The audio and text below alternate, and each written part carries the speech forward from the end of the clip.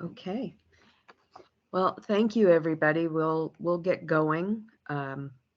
Welcome to the Lebanon City and School District Candidates Night. I'm Tracy Hutchins, Executive Director of the Upper Valley Business Alliance, and I will serve as your moderator this evening.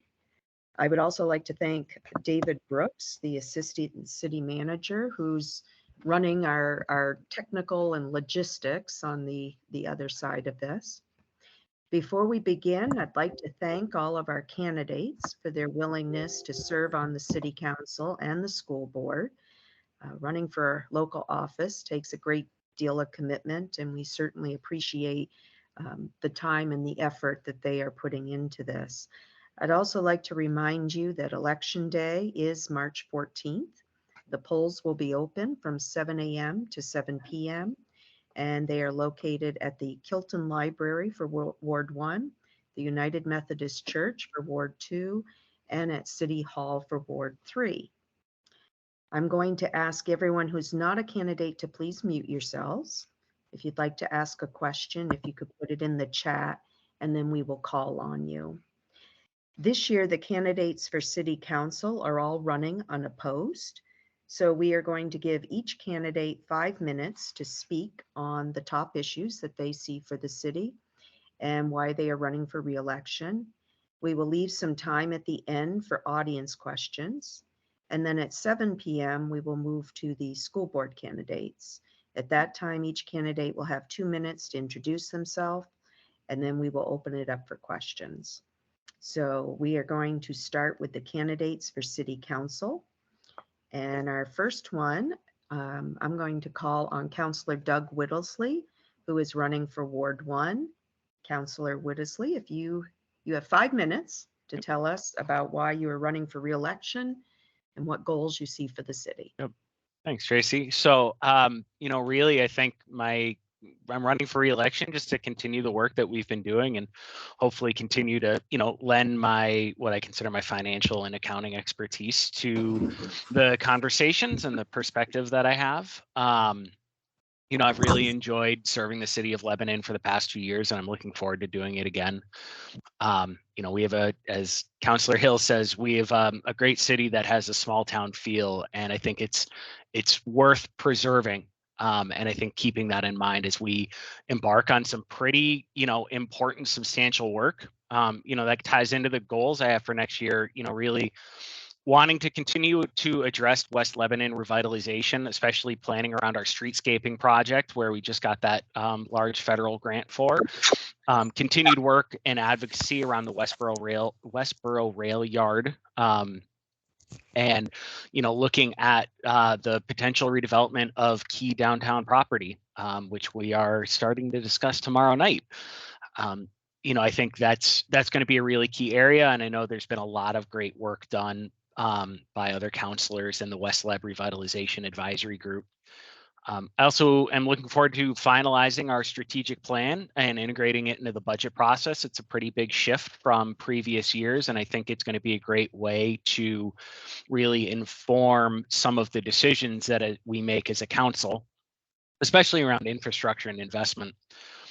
And also to address and understand housing issues further. We've been, I think, the past year or so, really especially digging in and getting a lot of traction around that.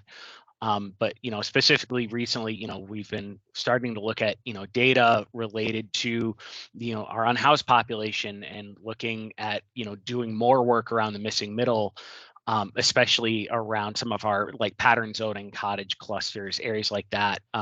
Working with the mayor, especially on some of his ideas, I think will be really great for the city, and just advocating for continued investment from the state and the federal government in those areas. I think that, we've heard a lot about some of the funds that the state is making available. And recently, I believe they just voted on another 40 million. I could be getting the number wrong, across the state, but making sure that, Lebanon is included in those allocations, because we definitely bear a disproportionate amount of the burden in many ways, especially when it comes to housing.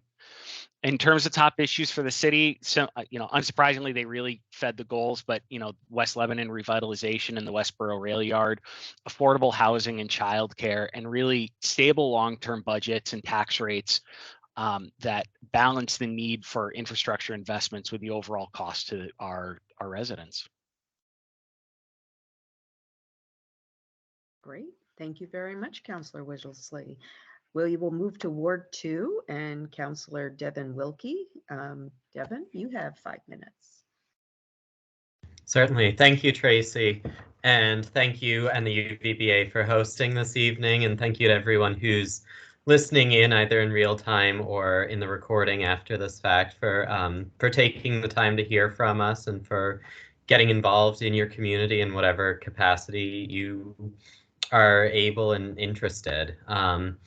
So first and foremost, I like to point out I am a socialist. I know that means a lot of things to a lot of people. What does that mean in this capacity? It means that I believe very strongly in values of equity, of community, and of democratic control, especially of our common needs and our common benefits. So some of my top issues and the top areas of focus for what I intend to do, what I have been doing, and what I plan to continue doing. As we've all heard over the past few years, housing, especially the kind the market isn't covering, whether that's something that's affordable to someone who's living and working in this community, whether it's shelter for the most vulnerable people, the unhoused, those on fixed incomes, and those who risk being priced out of our community. We want to make sure we can support all of our residents, make sure we can provide municipal services without, pushing people out of Lebanon. But I also want to make sure we do this without introducing any sort of xenophobia into our practices. We do support our current residents, but we need to do that. We need to acknowledge that that doesn't mean we oppose new residents. We don't need to see it as a zero-sum game. In fact, an additive perspective can often benefit everybody mutually. So there are ways that we can support as many people, and especially the most in need of that support. I also believe strongly in the value of our public spaces, our parks, our recreation opportunities, public art, and especially public transportation. We've got some great work underway with advanced transit bus service, expanding service, and I'm looking forward to continuing to work on that. I guess my other value is I want to ensure that we're hearing and listening to the community, to you people, everybody around us. It doesn't mean that we're necessarily doing what everybody wants us to do. That would be incredibly difficult or impossible, but we want to consider the perspectives of our fellow residents and what people are thinking, what they're saying, what they're worrying about. For what we're working on, what I'm looking forward to continuing to work on. As I thank Councillor and fellow candidate Whittlesey for pointing out the many activities in West Lebanon revitalization and in shelter options. I look forward to continuing those, to continuing the work of the Diversity, Equity, Inclusion Commission, and also with thanks to Councillor and fellow candidate Bilo, the really exciting leaps forward that we have in developing and promoting renewable energy in Lebanon. So I'm thrilled to be a part of these efforts. I hope to continue doing that, and I hope to have earned people's votes. So thank you. Thank you very much, Councillor Wilkie. Okay, let's move to Councillor Clifton Bilo, who is running for Ward 3. Thank you, Tracy. Good evening, everyone. It's been a real pleasure to serve on this city council. This is I'm finishing my 8th year and 4th year as the assistant mayor for the city. and I feel fortunate to be able to bring to bear my talents and life experience. Because I think we have a group that's working really well together with the city manager and the entire city administration to really maintain and improve the quality of life while also trying to maintain the affordability of the city and, importantly, planning for a sustainable future, both in terms of our economy and our environment. A little feedback somewhere. I don't think that's my computer. Okay, it's gone. Let me see. I actually moved to Lebanon way back in the fall of 1977 when I was still a student at Dartmouth College. And I was in an internship with the Listen Center through the Tucker Foundation. And I just kind of fell in love with the community and have been here ever since, made it my home. And I spent some time helping revitalize the downtown by developing the Courtyard Pavilion and 1 Court Street. But then in the 90s, I was able to start serving in the legislature, where I served in the House 6 years, Senate 6 years, always on energy policy, which was one particular interest of mine, along with things like education funding and tax reform. But my energy focus extended after my term in the legislature to be a PUC commissioner for 6 years. And now serving with the city, I've had the opportunity to work with a coalition of communities, up to 30 communities down the state, almost 22% of the state's population that's in the Community Power Coalition of New Hampshire, that Lebanon has been able to help lead with our neighboring towns, Hanover, Plainfield, and Enfield.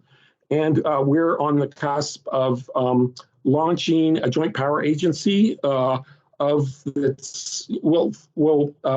provide community power aggregation and both lower cost options and more cleaner renewable options in terms of our power supply. So I want to continue that work on the council. That's one of the things that I've been fortunate to be able to do.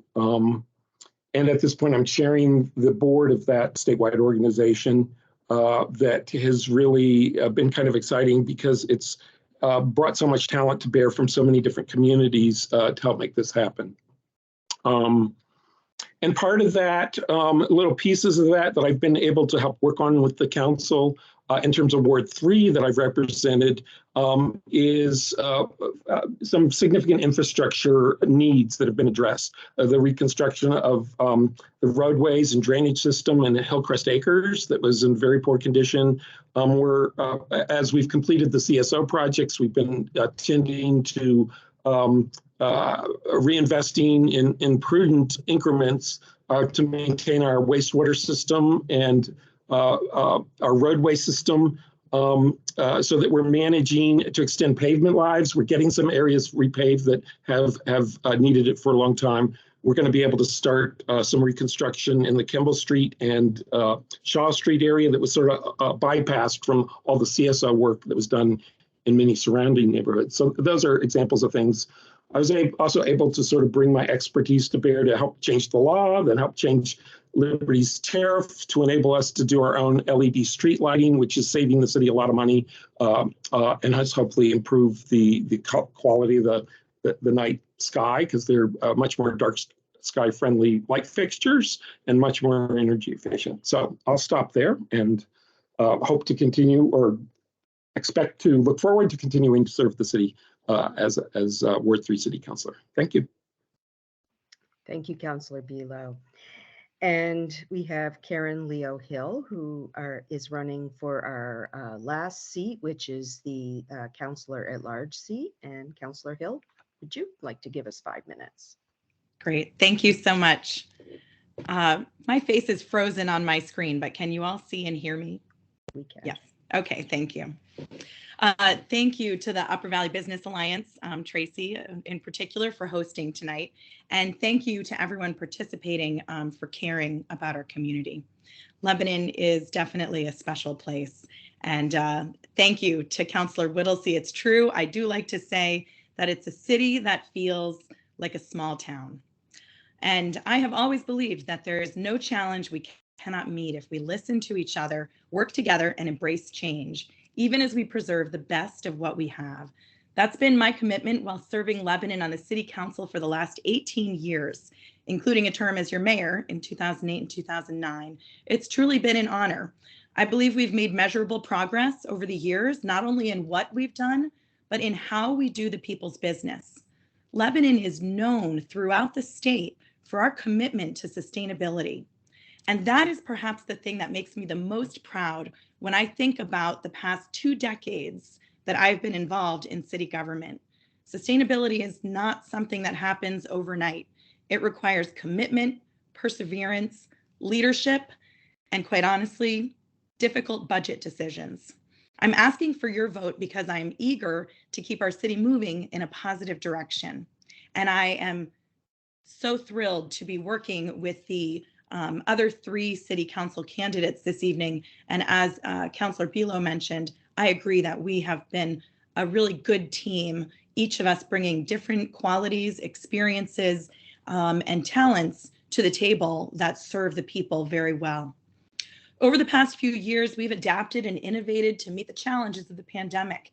We've proven yet again that Lebanon is a resilient community. Global forces like the COVID pandemic and the war in Ukraine have affected us at the local level. Utility costs have hit families and businesses hard here in Lebanon. Housing costs have spiraled out of control, while commercial properties have not seen the same rate of increased value.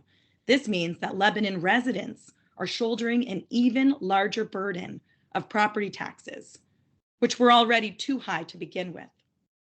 I want to talk about that a little bit more. Housing is one of the biggest costs for Lebanon and West Lebanon families, and property taxes are a huge part of that cost. Until the state of New Hampshire finds a different way to fund public education, which is about 60% of our property tax bills, our families will continue to see their property tax burdens increase.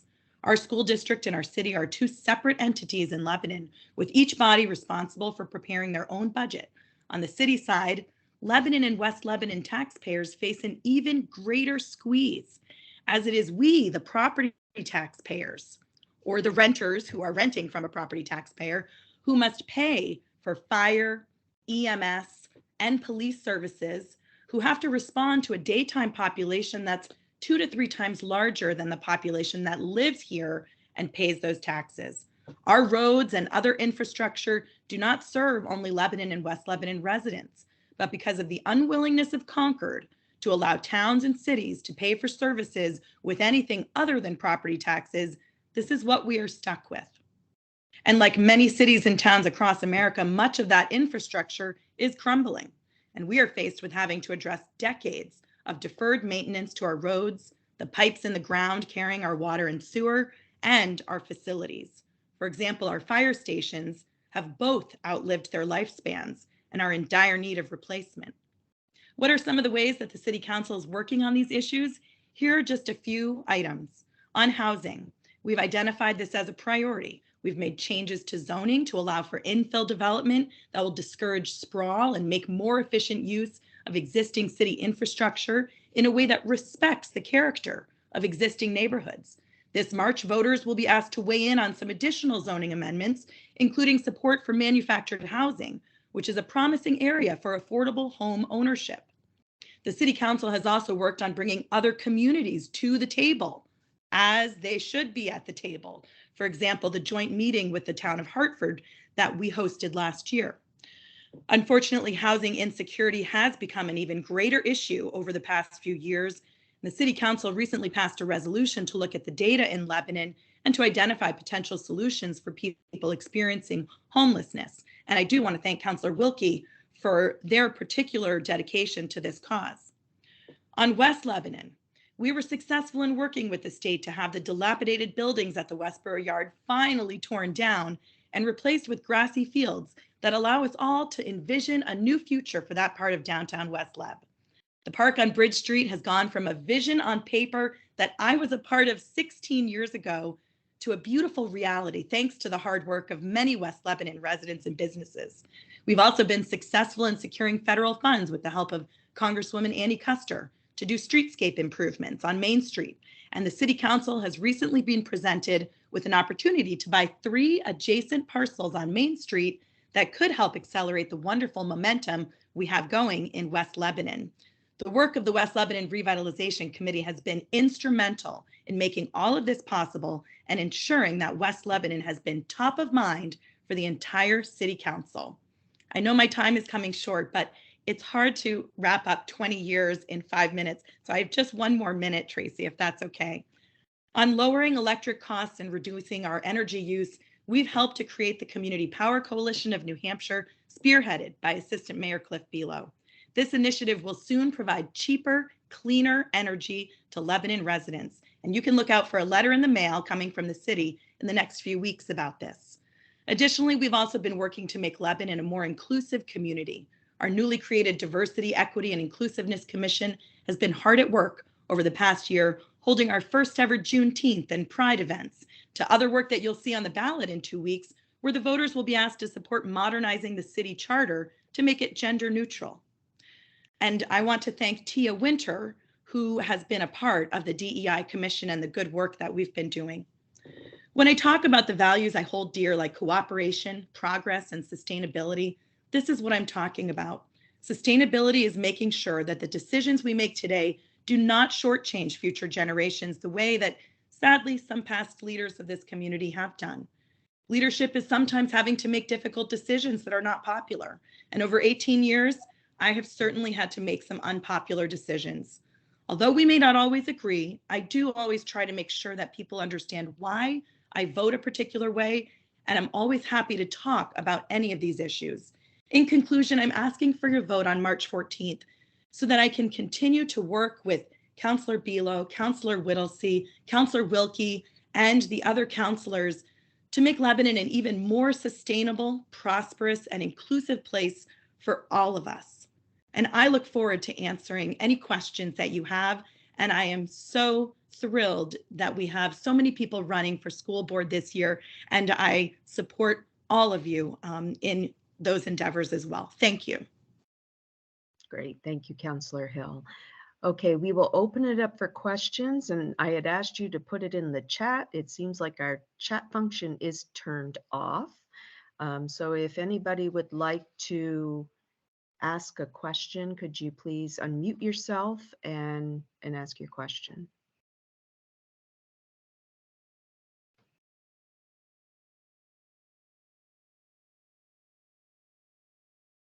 Okay. Or further thoughts for the council? I guess everybody thought that was great. No more questions. Okay, well, how about I'll try to question then. So one of the things that keeps coming up is about the housing issues. It's of course, I think the number one issue in the entire state, certainly something that is being discussed on the business level as well. It's difficult for residents and it's seriously the limiting factor for business growth right now. Workers are not able to find places to live. Businesses are not able to recruit talent for that reason. A lot has been made about the progress that Lebanon is making in this on this issue. There are some residents that think that we're moving too fast, however. So would any of you like to address that thought about moving too fast, or Lebanon taking its share or doing more than its share? Yeah, I mean, I'll kick it off. Never afraid to voice my opinion. I think it's true that we've all seen it, that Lebanon takes a disproportionate share of building new housing.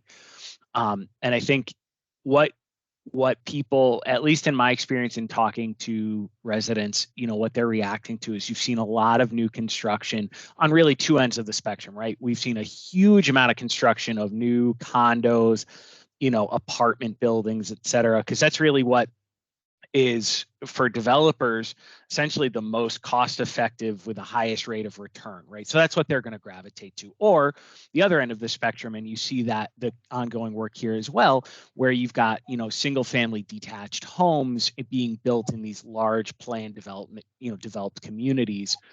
And it's hard because you see all this coming online and you're like, okay, well, where's the demand? Except time and again, we hear from outside parties, like Vital Communities and others, that really, even with that coming online, the overall demand for housing is still going to outstrip the new supply.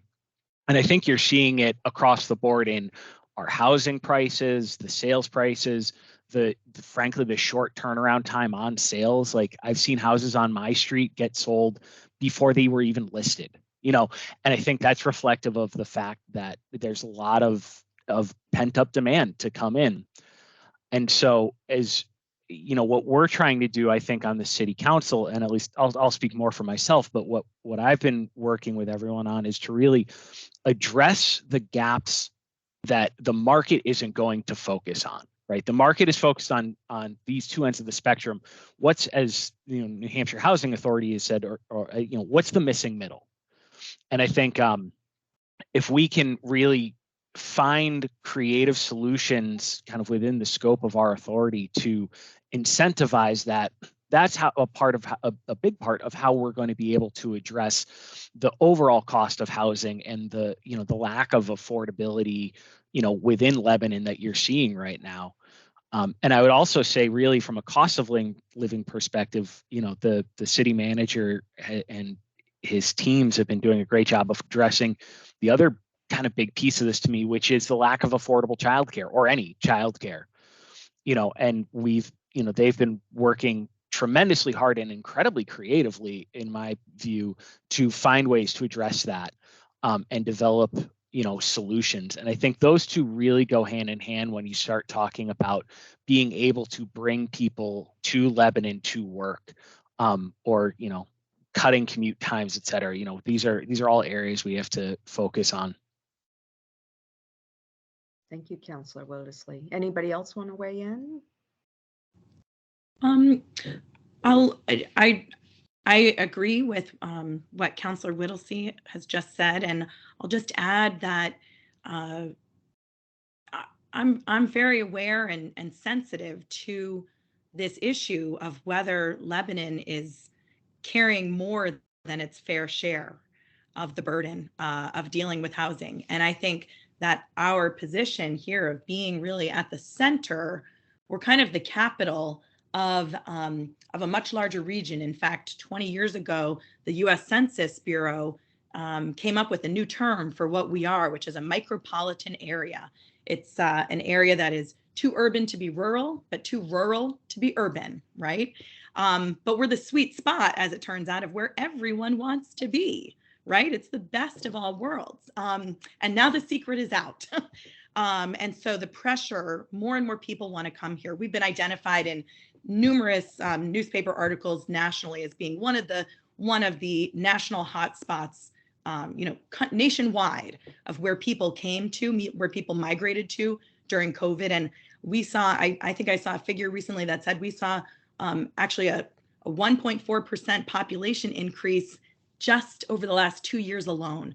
So the pressure that people are feeling, the sense of change, and kind of that we are being demanded, a lot is being demanded of us, it's real, and it's only gotten worse. And I think that puts an even greater burden on us as policymakers to be really sensitive to that, and to try and make sure that we're making decisions today that are going to protect, that are going to respond to the changes. We can't stagnate. The world is changing and we have to adapt, but we have to figure out how to do it in a way that holds on to the beauty that Lebanon is. And that means that we really have to be in the weeds on zoning.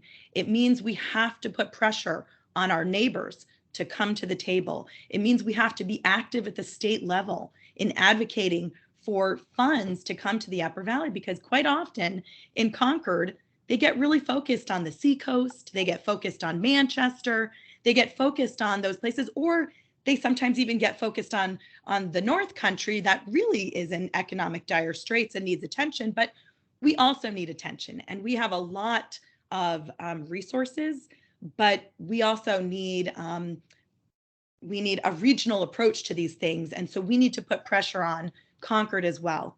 Now, I just want to say one thing that I think has been a part of why everyone wants to be in Lebanon is, quite honestly, because we have such great schools. We live in a great place.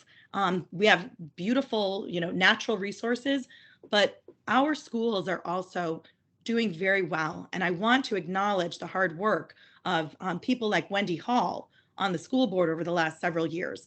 Also, the people, Dr. D'Entremont, who was the principal at the Lebanon Middle School when that building came online, and is one of the most beautiful schools in the entire state of New Hampshire, and is a facility that can make us all proud. And not just a facility, but he was part of creating a culture during a difficult time when you're creating a new building. And I had the pleasure of my children going through under his leadership, and so I just have to give credit to Lebanon School District for being an important part of what makes Lebanon such a special place. Thank you, Councillor Hill. Well, and that is an excellent segue for us, actually. So our time for the city candidates is up at this point, and we will now shift over to our candidates for school board. So thank you all, our city councilors, for your service and for running again and for participating this evening. Okay, so we'll now begin our round for the candidates running for school board. We have 4 candidates running for a 3-year term and 3 seats on the school board. They are Jessica Satterley Hall, Kevin Schutz, Tia Winter, and John D'Entremont. We also have 2 candidates running for a 2-year term and 1 seat on the school board. They are Wendy Hall and Blendon Sauls. I hope I pronounced your names correctly. If I didn't, please let me know. I'm now going to call on each candidate to give us a 2-minute introduction, and if you could keep it to 2 minutes, that would be great, and then we will jump into questions. We're going to start with candidate Satterley Hall. Please give us your 2-minute introduction. Great, thank you. Can you guys hear me okay? Great. So thank you to the Upper Valley Business Alliance for hosting. And my name is Jessica Satterley Hall. I'm a parent of 2 children who are currently attending the preschool program run by the Lebanon schools.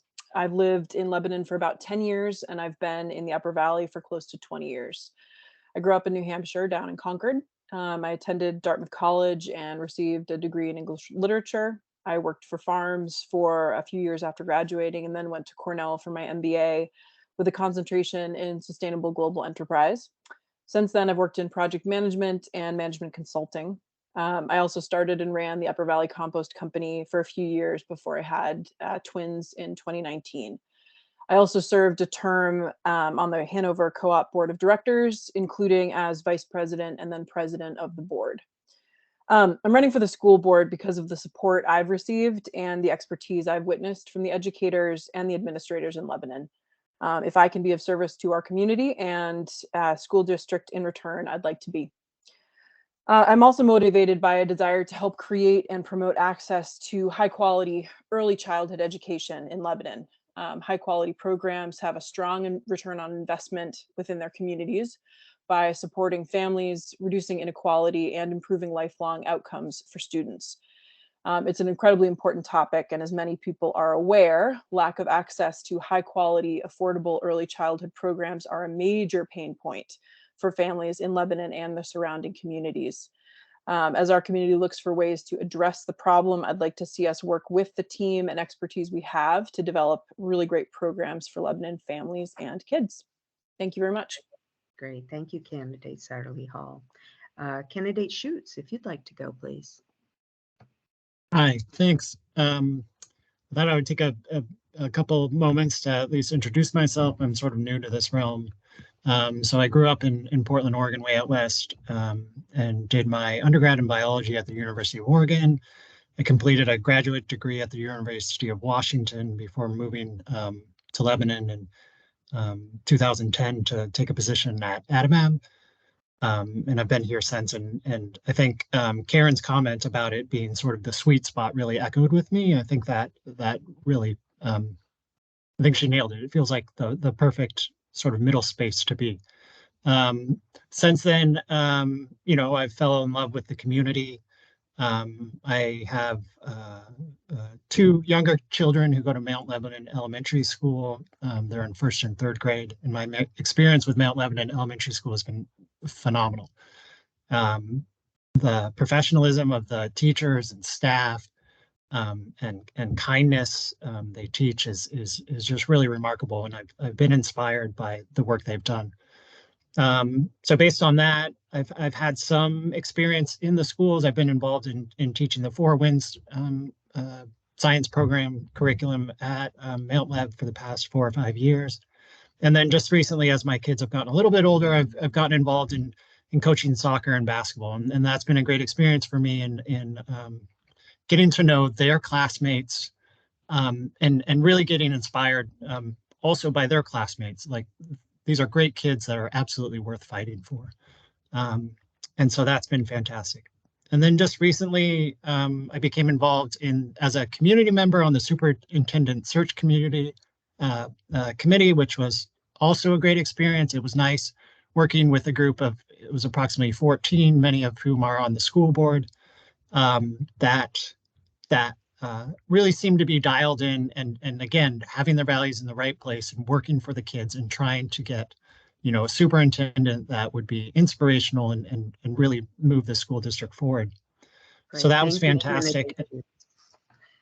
I'm sorry to cut you off, but I want to make sure that we have time for everybody. That's fine. Thanks. Candidate Winter, would you like to give us an introduction? Yeah, let me get my my camera on. All right. Hopefully everybody can see me. So I am Tia Winter. I guess professionally, just to give, I'm obviously a Lebanon resident and a homeowner. But professionally, I am a clinical social worker. I have been running my own private practice since 2016. And so a big part of what I'm running for the board is because I think that I have some experience and knowledge, some understanding of child and family needs within the community within Lebanon, but also with running basically my own small business for so many years. I also understand the process of trying to do a business budget, trying to figure out what you can do, get creative sometimes with your budget when you have so much money and so many big plans. And so finding that balance is really important. When I've been in Lebanon for about 10 years, for about 8 of that I rented, but when we were buying a home, I told the realtor that I wanted Lebanon specifically, mostly because of the school district. I love the schools. As a child and family therapist, I go into the schools a lot. It's usually for IEP meetings, 504, special education type ways. How do you support these families and these children? And the Lebanon schools just blow me away with how much they care. They have good academics. They also care a lot about supporting the child, the family. They care about that social emotional piece, really building good functioning members of society, not only getting them to a good college, which they prepare for also, but that really good balance that I would love to see continue on with the board. I think that I could be really great diplomatically, hopefully have a great team with the board. I also, as Karen had said, I am part of the City of Lebanon's Diversity, Equity, and Inclusion Commission. I was involved in a lot of the activities that we did, like the Juneteenth, the Pride, that kind of thing. I am also a volunteer. I'm done? You're done. Yeah. Okay. Sorry. I didn't see you for me. We'll back. Yeah. Candidate Don Tremont. Thank you, Tracy. Hello, everyone. My name is John D'Entremont. I'm the father of 2 students in our schools. I've worked in education for over 20 years as a teacher and administrator. I worked in the Lebanon schools for 9 years. Currently, I'm a principal at a local Upper Valley school. Community engagement and participating in government is something I've always felt strongly about. As a teacher, I tried to instill this message in middle school to graduate level students.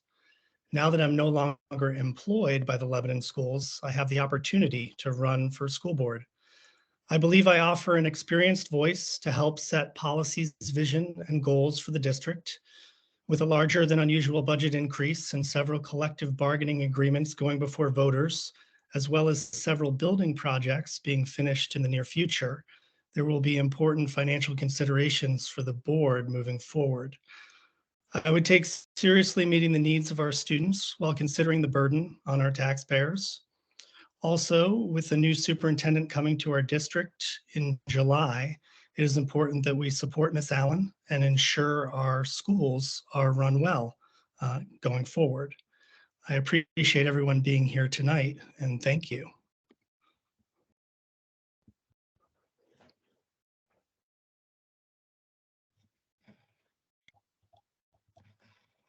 Sorry, I was on mute. Thank you. Candidate Hall. Thank you. First, I would like to thank Tracy and the Upper Valley Business Alliance for hosting tonight's Candidates Night, and for David Brooks for running the back end of this meeting. I, like you, look forward to hearing more about the other great candidates participating with me tonight. I am a true local to the Upper Valley, having grown up in Etna, as did my parents. I have made Lebanon and West Lebanon my primary home since the early 90s. I have 2 sons currently in the Lebanon School District. One is a senior, one is in 7th grade. I have owned a small business for many years and in Hanover since 2006. I was previously on the school board for 6 years, with my term ending March of 2021. The last 2 years that I was on the board, I was the chair. And for the last 8 to 9 months, I have been filling an interim position on the board. One of my primary reasons for running for the 2-year term is because I would like to be part of the transition in the district's leadership. I'm very excited about Amy Allen joining us in Lebanon. As a seasoned board member, I believe I can help with her onboarding process and introduction to our district. The other reasons that I would like to continue is to participate in ongoing curriculum work, to participate in rigorous discussions related to the budget and what we value as a community, to give voice to members of the public not sitting around the board table, to help create a positive dynamic on the board as well as with the school staff.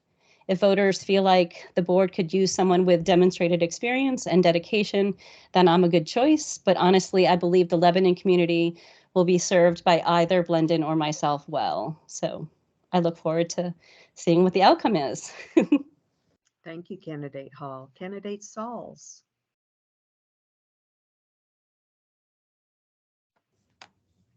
Can everybody hear me? Yes, we can.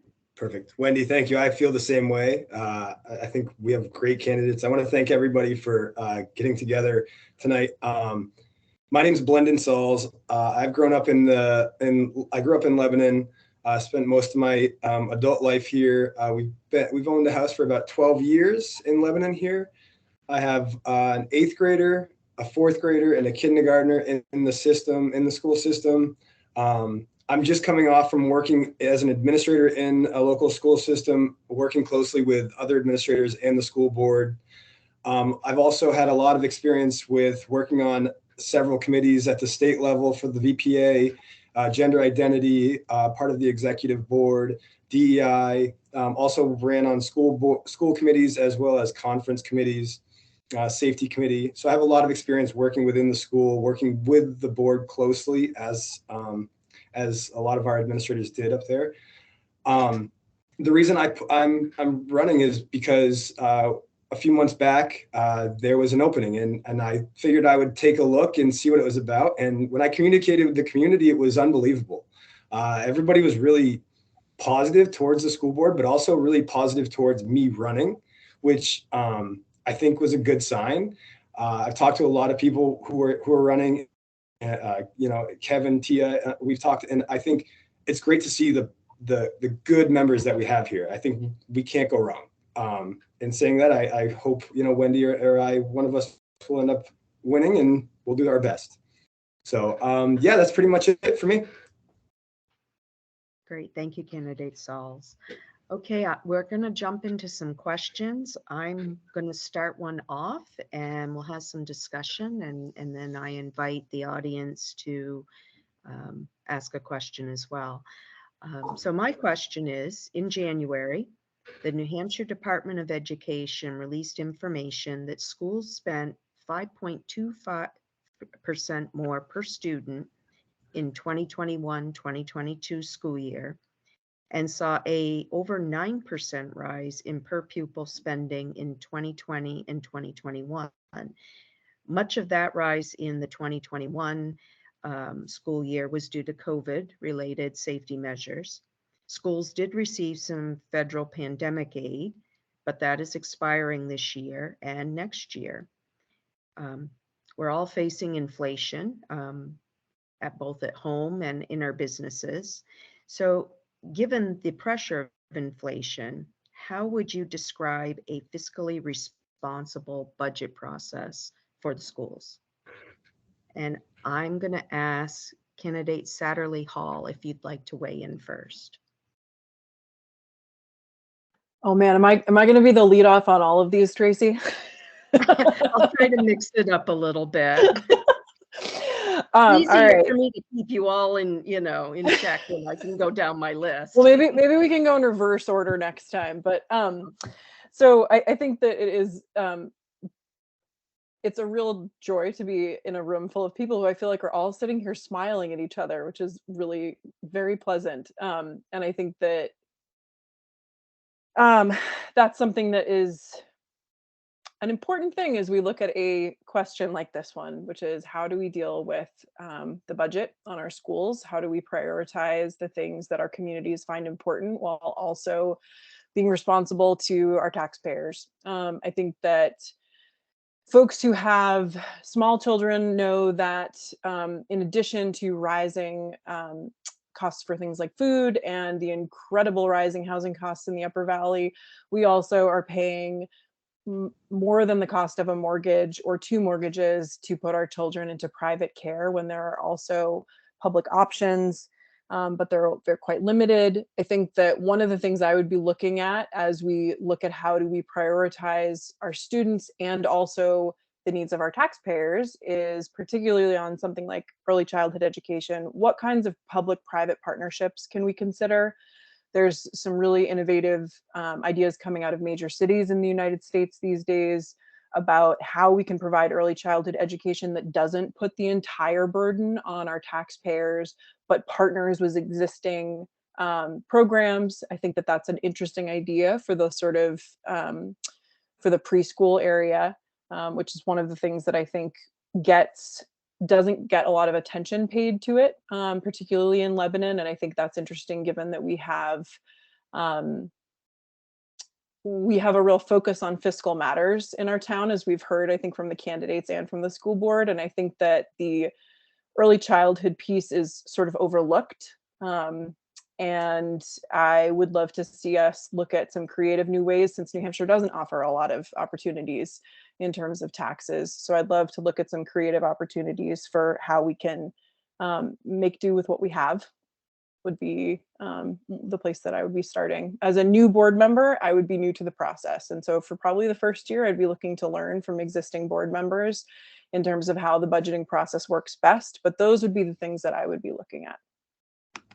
Great, thank you. Candidate Schutz, do you have some thoughts on this?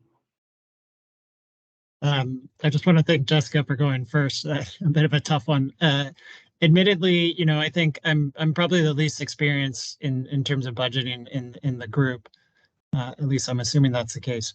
But I think the answer is we're gonna have to get creative, right? And we're gonna have to figure things out. And so taking that from Jessica, I think she's right there. And so again, I think what I bring to the table is a willingness to work inside the groups, a willingness, to learn, sit down, study the problem, and arrive at a solution. So I can't offer anything concrete at this point other than to say, I'm a bit of a blank slate and willing to, gain that experience and really dig in and get creative. Great, thank you. How about candidate Winter? What are your thoughts on budgeting and inflation? Yeah, I think everybody's going to agree that with inflation, costs, taxes are really high. And so I'm sure everybody on the board would be apprehensive of asking for more. So I think we all have this collective idea of getting creative, working with what we have. In terms of, I do also really like the idea of partnering with community partners and collaborating, and we're seeing the city of Lebanon is trying to create this childcare facility in a really creative, awesome way, I think. I'm really hopeful for that. So figuring that out. But in terms of priority, I tend to also just prioritize basic needs of the children. So, right, you children aren't going to be able to learn as effectively if they're hungry. So making sure that kids are getting fed. I know that the Lebanon schools have things in place. So as long as the children are fed, paying attention to, do they feel safe, what's going on, focusing on prioritizing that, or else their brains cannot learn as well. Then what are we doing trying to educate them? And again, I would be new to the board, so I would also be looking towards some of the other board members, taking everybody's different perspectives, especially if they've got more experience than me, kind of be like a mentor, and then go from there after hearing a lot of people's perspectives. The people who the voters, sorry, that can come to the board members, they can also have a chance to say their piece. And then after we've heard all of the different perspectives, then really come more to a more conclusive decision. Thank you. Candidate D'Entremont, what are your thoughts? I don't have a lot to add beyond what's been already said, and I appreciated Councillor Leo Hill's kind of point in the beginning about the systemic issue in our state. It doesn't take a lot of Valley News articles to know that every town and community around us, including Lebanon, is struggling with this issue. Having experienced building budgets, school budgets, it's a challenging process. It's a comprehensive process.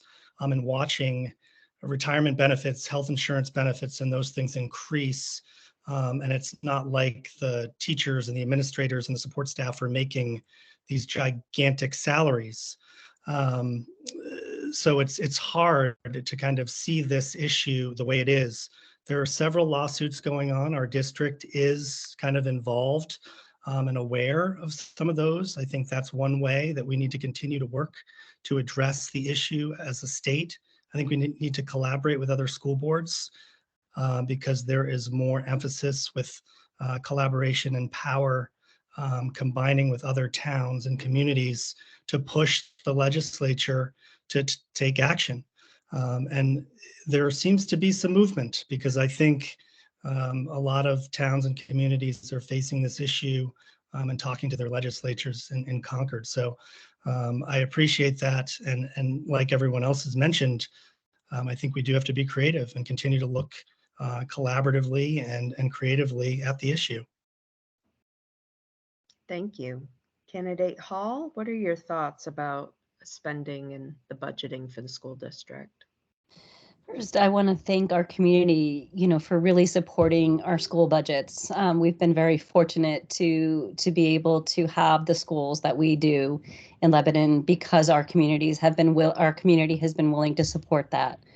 One reason I'm really excited about Amy Allen is she comes out of the Manchester School District, and she has in that community been able to really leverage that public-private partnerships, and hoped that she can bring that to Lebanon and do more of that than we are already doing. I think we also, like others have said, we need to advocate at the state level. I think the school board needs to get more involved in advocating on our behalf at the state level and express our opinions about how we can fund education better in the state. As far as like my approach to the budget, I have a lot of experience. I enjoy looking at the budget, and each year I try to bring a different lens to it. And so I feel like over 6 years now, 7 years, I've been able to really look at with greater depth at the budget, and then ask. I feel like my responsibility as a board member is to ask questions of our administrators and try to really understand what are our needs, what are our priorities, how do we continue to support that in a way that our community can continue to also support our budgets. It is a significant balancing act. Thank you. Good. Candidate Sauls. Yeah, so I've had a little experience working on budgets in the school system, not quite to the extent some others have. But I think one of the big challenges is when you're looking at a budget is working together and planning out 3 years, 2 years, 5 years in advance. Obviously, nobody saw COVID coming, right? So that's hard to plan for. But just trying to set now like something in place where we're kind of chipping away or keeping costs at a minimum, not inflating as much as we have in the past, being cognizant of that number, knowing that inflation is hitting, cost of rent is hitting hard. I think that's the thing, right? Is like we just have to plan out a little bit farther ahead, and we have to recognize and make hard decisions. And as a first-year board member, I'm not so sure that I'm going to jump in and make hard decisions, but I think that's where working with those who have experience is really important. Knowing the budget, knowing how the budget works, knowing how to work with people, whether it's inside the school board, inside administration, or businesses outside. I think you have to come with it with an open kind of, you kind of have to look at it from with a new lens, maybe. Just my thoughts on it. Great. Thank you very much, Candidate Sauls. I would like to invite the audience. If anyone has a question, you can unmute yourself and ask it.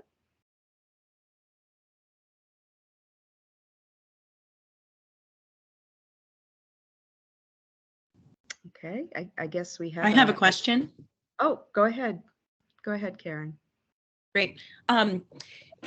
Hopefully, and I would imagine you're following some of the national and state education-related policies that are being tossed around. It seems that public education has been sort of at the front of culture wars over the last couple of years, ranging from what I consider to be attacks on trans youth,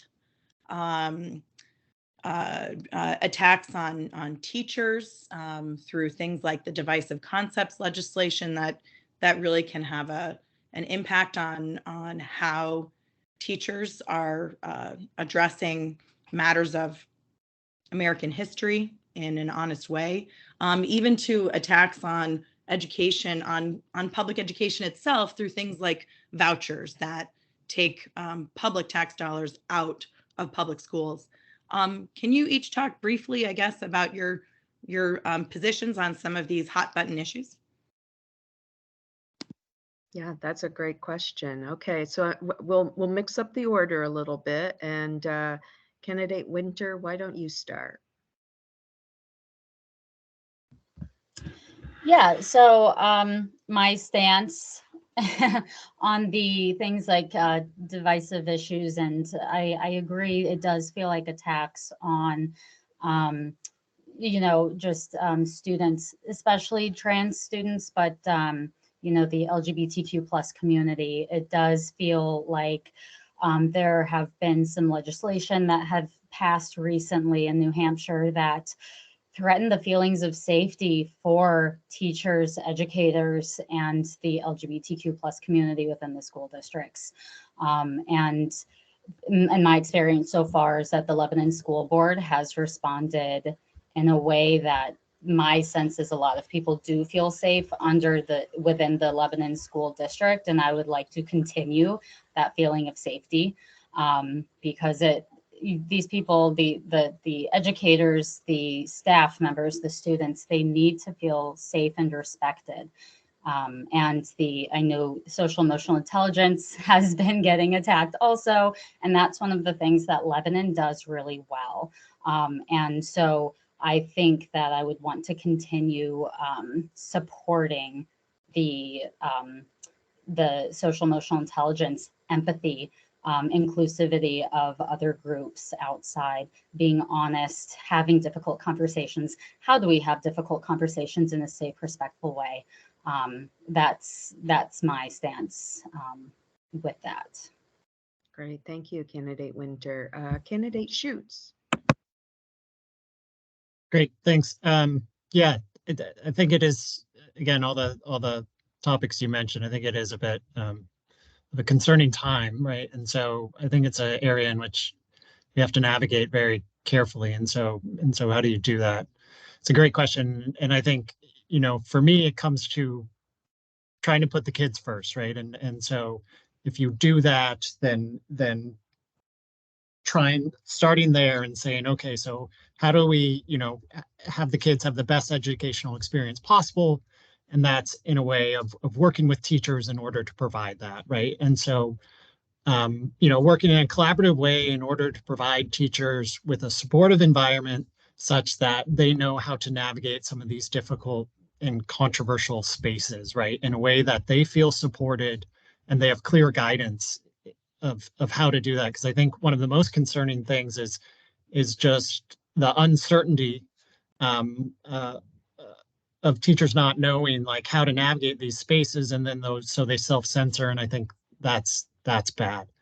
And so again, I think it all comes about at studying the issues here, some of the laws, and trying to understand, how can we sort of safely navigate those spaces and support the teachers who then can, sort of, and administrators, and then again, provide this, the best possible educational experience for the kids.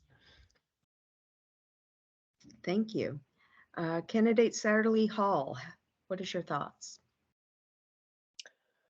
Thank you. I think to me, one of the, it's some of like, I think most of what people have said, I agree with, in the sense that, we want to support our teachers. We want to make sure that our schools are safe places for all of the students who attend them. And we want to make sure that teachers feel supported as they navigate some of the challenging issues that confront them on a daily or monthly basis. I guess I think that as an individual school board member, my approach would largely be to make sure that the school board is speaking with one voice, to make sure that the school board is supporting the superintendent in their sort of handling of a lot of these issues. I think that school boards can be, it's possible for them to make problems worse with confusing messaging and sort of confusing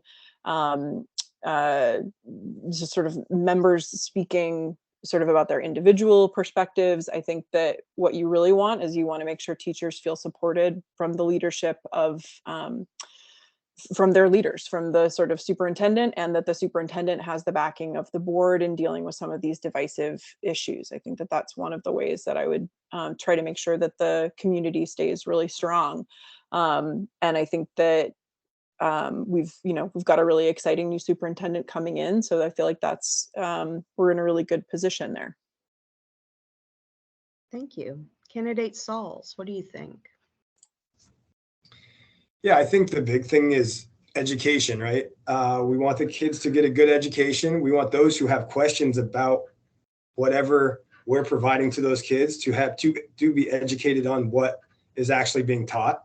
I think there's a lot of when there's a lot of people that get upset because they don't know really what the true case is. I think educating the community and those who have questions about it are the important part. Opening, being part of the school system for close to 10 years, coaching and being an administrator, the one thing is we can all agree on is that it's for the kids, and we want every kid to feel comfortable. And with that, there's going to be questions from the adults and we need to deal with those on a case by case and educate those people. Great. And candidate Hall, what are your thoughts?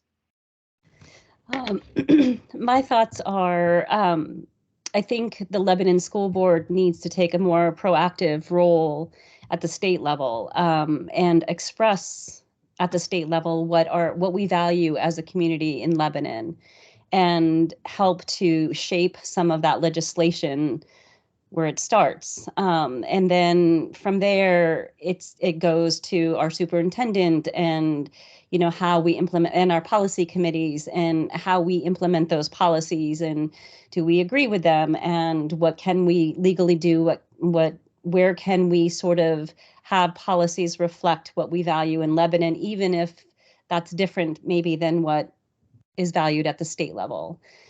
So I think just taking a more proactive, active role in having that voice at the state level, I think is really important. As a candidate, I'm very concerned with what is happening at the state, and I don't agree with many of the things that are sort of coming forward from a certain political party.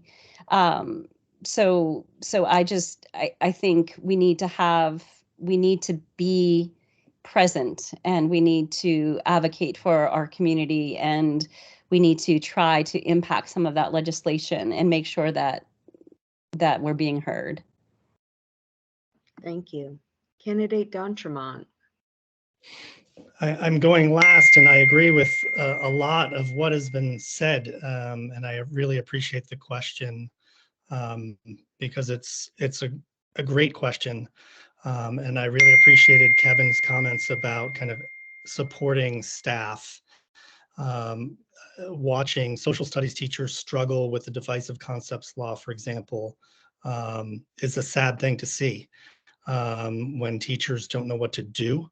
And watching students feel, excluded in some way because of what they believe. I do think student voice is a part. I think students need a voice, and that's one thing that wasn't mentioned. And I think, as a district, if we have certain beliefs, there's nothing stopping our district from creating policies that support our students and staff. And some districts have done that, like Wendy has alluded to. So I think it's a great question, and I think there's a lot of great answers here. Thank you very much. I see Dick Milius, you have a question. Would you like to unmute and ask your question? I do. Thanks, Tracy. And first of all, thanks to all the candidates for stepping up to run for these important positions. 80% of the district budget goes to salaries and benefits. And while there may be opportunities on the revenue side, my question for all of you is, as board members, are you prepared to make hard choices regarding existing expenses in order to afford some of the programs and services that might be needed to better serve our kids? Thank you very much. Candidate Sauls, would you like to take a stab at that? Sure, absolutely. I've had the pleasure of actually going through this unfortunate situation. So unfortunately, tough decisions have to be made when it's a budget. It's, we're trying to do what's best for the city, taxpayers, everybody who lives here. And I think making tough decisions is part of the school board job. Unfortunately, you can't just keep passing a budget, and we can't just allow that to happen. Otherwise, it grows out of control. The budget needs to be reined back in every now and then, and it sounds like this is the time. Candidate Hall. I agree. I feel like the budget process this last budget season was challenging in a way that it hasn't been. And I feel like I demonstrated during that process, the ability and the willingness to ask those tough questions and really sort of push about where we might be overspending or where we might have surplus and those kinds of things. So I'm definitely comfortable asking those questions. Candidate D'Entremont. I agree with both what Blendon and Wendy said. And I think it's also important, that we look at our enrollment trends and ensure that, if our numbers are going down, we're asking those questions as to, do we need to keep the same amount of staff or, whatever it may be.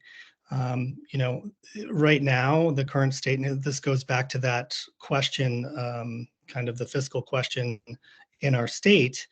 If we want to make a significant dent in any school budget in our area, then you are going to make a significant dent in programs for your students. And those are hard conversations, and we need to ensure that we involve the community and parents and students in those conversations before we make those cuts. Because someone may not value this particular program, but the majority of the community might. And so I think those conversations are extremely important, and it needs to be a collaborative process. Thank you. Candidate Winter, what are your thoughts on making hard decisions? Yeah, I think that being part of the school board will be largely making really difficult budget decisions and knowing that you can't make everybody happy. And finding that balance of knowing that, people here running the board wants staff to feel supported. And if we provide them resources, being aware of trying to minimize turnover of staff also by giving them the resources that they need to survive. And looking, just as John had said, paying attention to, are there some positions that aren't necessarily needed? Where can we be trimming the budget a little bit? And those are tough decisions. I agree. They would need to be collaborative. They need to be very thoughtful and not necessarily knee-jerk reactions with, collaboration with the board, with the community. Just make sure that it's very thought out and collaborative. Thank you. Candidate Schutz. Yeah, so I think in asking the question, are you able to make these hard decisions? And I think the answer is it's sort of what you have to do, right? It's the reality, right? Without being able to just grow the pot of money that you're pulling from. So it's something you have to do, but I think you need to keep in mind that, again, I've heard it said that budget essentially reflects values, right? So it reflects the values of the school board. And so we need to keep that in mind when we're making these hard decisions. So view the budget through that lens, that it's, sort of a document that reflects our values. And then I think the third thing is we need to also communicate back to the public how this budget represents those values, right? And make sure, they understand, our thinking and going into this, and how it is, again, a document that reflects our values. Thank you very much. Candidate Satterley Hall. Thank you. Yeah, I think, there's no silver bullet. We sort of all know that. I think that this is one area where, my background of leadership of the Hanover Co-op, which has over 20,000 members. It's a, heavy multiple stakeholder organization, and you have to make really difficult calls that affect a lot of different people.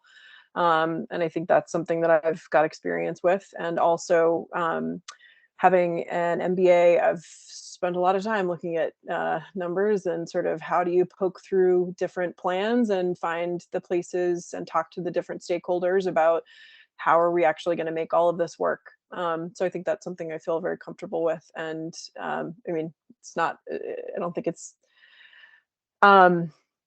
never fun making hard choices, but I think that it sounds like there are some people on the board who are already very experienced with that process. And I think that they would be really important in how you navigate that. But I feel very comfortable that that's something I'd be able to step into.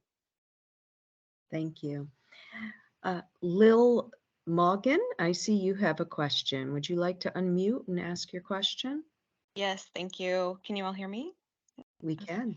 First, like Dick, I wanted to thank you all for your answers thus far and for agreeing to run. I think this is great, and I appreciate all of your efforts. Councilman Leo Hill asked a really good question. You all gave excellent answers to it. But as a multi-part question, I'd like to circle back to one part of her question specifically, and just ask if you all could tell me what your positions are on the education freedom accounts or the vouchers, school voucher programs. Just like to hear what your thoughts are on those. All right, Canada D'Entremont, why don't you go first on this? Oh, I'm sorry, we can't hear you. You're still muted. Okay, try I'm not again. how about now? You're good. I'm not a fan of the program, and I'm not really sure of its purpose. If the purpose of the program is to give all students a choice, then it's not doing that. If the purpose is to give students, a little bit of money to homeschool, well, then I guess it is doing that. It isn't necessarily good for public schools. I don't think it's working the way it was intended to work. I think there are states that do have choice programs that can work and not impact the public schools, like the one that we have here. But for some people, they do like this particular program and they like how it functions for them. I'm not a fan, but I'm sure there are plenty of people that are. Thank you. Candidate Hall, what are your thoughts on the voucher programs? I'm also not a fan. It seems from everything that I've been reading, it seems that it really hasn't increased access to those families it was intended to do. And instead it has allowed families who were already in the private school system to have dollars towards that. So it seems like private schools are winning. And I probably would feel differently about it if I felt like we had money. We really could have used money in this school district for our renovation projects, and we had none from the state. So until the state is satisfying its obligations around buildings and education and stuff like that, then I don't think that there's extra money to share with private schools. Thank you. Candidate Sauls, what are your thoughts? Yeah, coming from Vermont, we have a similar situation where we are allowing seniors to move on to colleges early, which is kind of a bigger problem because you're taking, as everyone said, you're taking students out of your high school to go into college. And so I've had a lot of experience with this, with a similar type of situation. I don't know all that much about the vouchers in New Hampshire, but it seems like it's the opposite of what we want for our schools. We want people in our schools. We want them to stay there. So that's just my opinion. Thank you. Candidate Satterley Hall. I'm not a fan of ineffective programs, and I'm not a fan of programs that hurt some of the people in our community that need our schools the most. So I would say that more or less sums up how I, based on my knowledge of the voucher program and how it's intended to work and how it's intended to function, I would say I'm not really a fan. Thank you. Candidate Schutz? Yeah, I'm in the same boat. It's not a great thing. I mean, financially, it doesn't seem like a great thing. The other thing I'll say is I'm also not a fan of sort of people siloing themselves off in terms of perhaps not liking, the education they're getting and just choosing to take their ball and go somewhere else, rather than continuing to engage with the community and sort of be a part of the community and a part of it, sort of a vibrant discussion. So yeah, I think it sounds like we're all sort of on the same page here. Candidate Winter? All right, it does sound like we're all on the same page. I am also not a fan, and similar to what Wendy was saying, from what I've read, it's a lot of that money is going toward people already established in private education, and so it's not necessarily being used to have people switch anyways to a different education. It's just people who already had access are now getting a financial break. And while the public school education system is hurting in funding because of the program. So. Thank you. Okay, we'll have one last question, one lightning round question. We've talked a little bit, or a few people have mentioned that there has been a new superintendent appointed, Amy Allen, who is coming from the Manchester School District.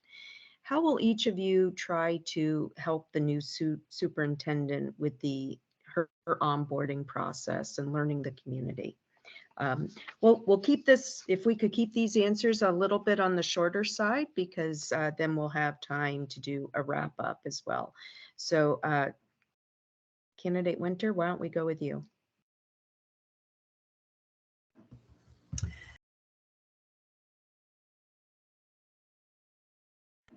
Oh, you're still muted. All right, you can hear me? Yeah. Okay.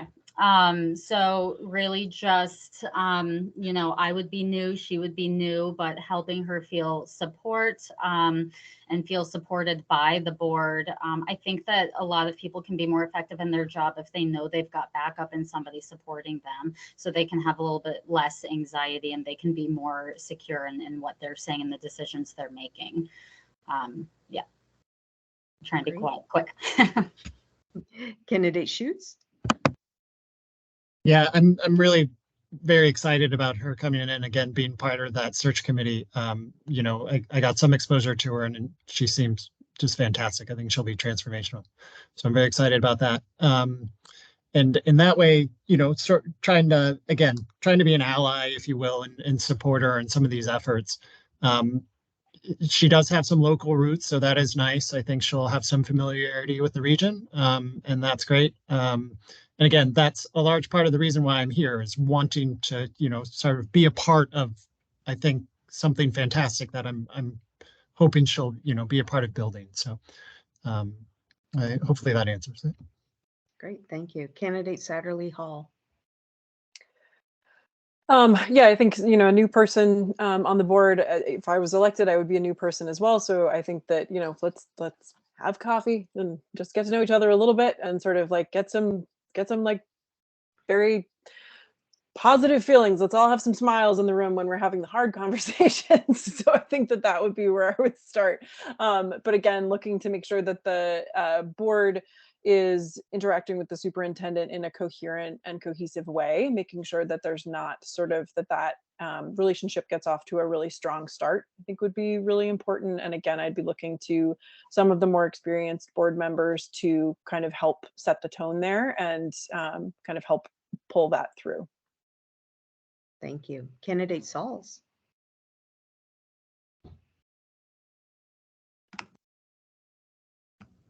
Sorry. Yeah, I think for me, the big thing that I would try to bring to her is my lifetime of Lebanon, right? I grew up here. I've lived here for the last 15 years. My kids are in school. I know a good majority of the community. I kind of know what the ins and outs of the school are. So I would just bring her what I've seen, right? As a parent first, because that's what I know. I don't know from the school board end of things what it looks like, but I do know as a parent what it looks like. And I think that would be my value that I would bring to her. Thank you. Candidate Hall. Thank you. I agree with the others. Basically, what my approach would be is to share what I know, what I've experienced, both as a board member. I've had a child now that has gone from kindergarten through 12th grade. And really, I think the one thing that I can bring is to really help create a board dynamic that is positive and supportive and and figure out a way to create a positive relationship with the superintendent and the district as a whole. Thank you. Candidate Don Tremont. And I would only add, transparency with Miss Allen around, how she'll be evaluated and what the goals of the board are, and making sure that, she understands what those are. Being new to our district, only glancing at that strategic plan, giving her the ability to, really dig into it and perhaps modify and change it, based on her introduction to the district and getting to know people over the course of her first year, and ensuring that, she's supported in doing those things. Thank you.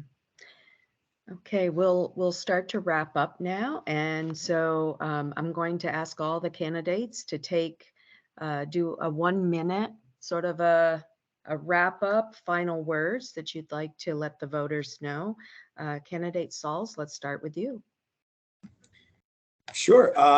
I just want to let everybody know I'm really excited to put my name in and even be considered for a position on the school board. I've coached at the high school, and I got to work with a lot of the teachers and staff, and I think that built a big thing for me. I went on to then become an administrator, and now I'm back here trying to work within our school system again. So I'm just excited to if I have the opportunity to work with everybody.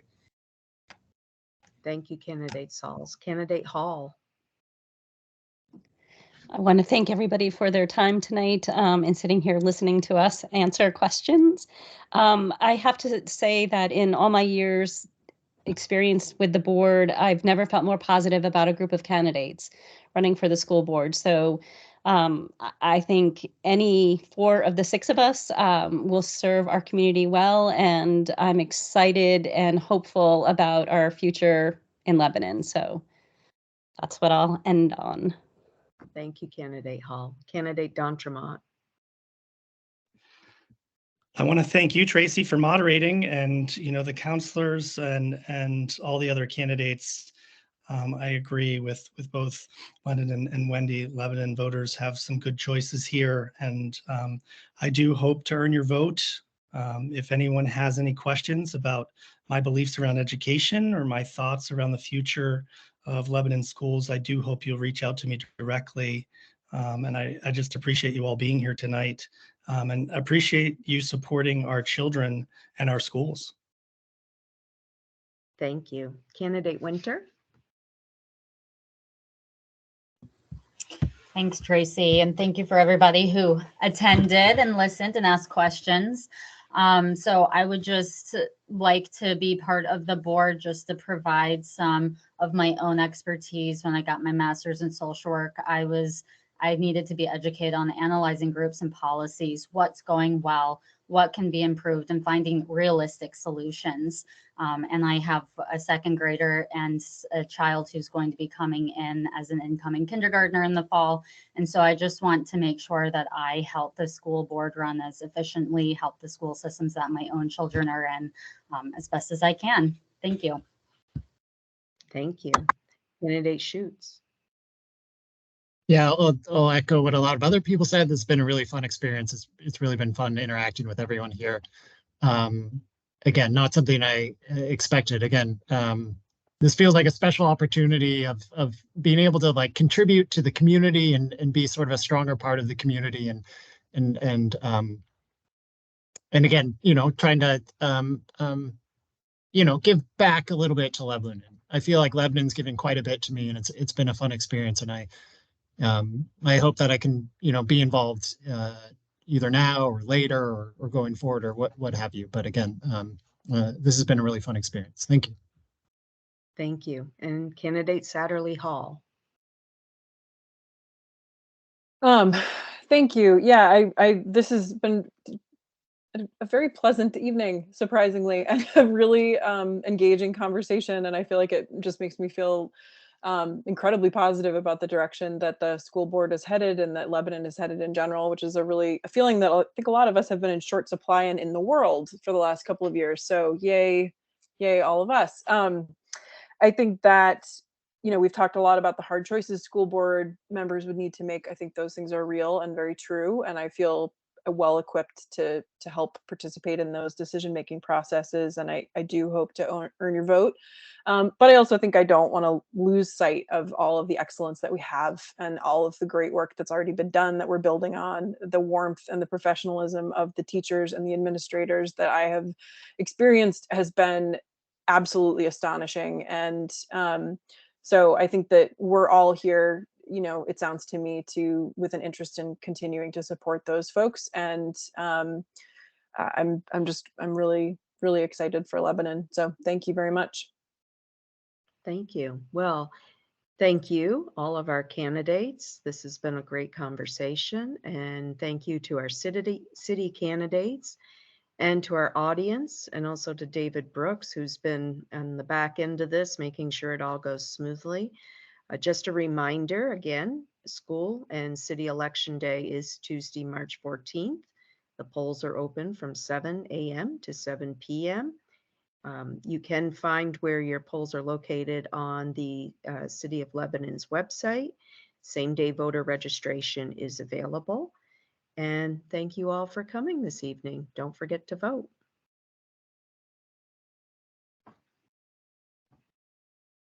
Good night, everybody.